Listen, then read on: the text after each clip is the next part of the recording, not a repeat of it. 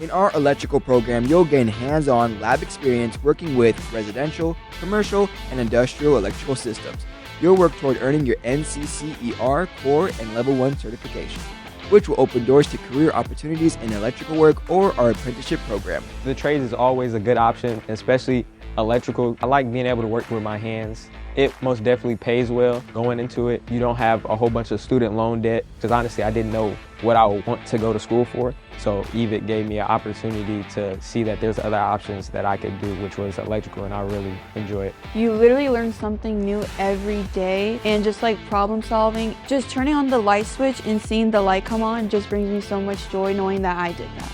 To someone who's looking to join the electrical program at EVIT, I would definitely tell you to apply. You are going to have so much fun here, and you are definitely going to be way more ahead of anybody else who's not doing this program, because you are gaining the experience here that someone's going to gain when they're 26 years old, 30 years old, and you're getting it while you're 16 and 17 years old.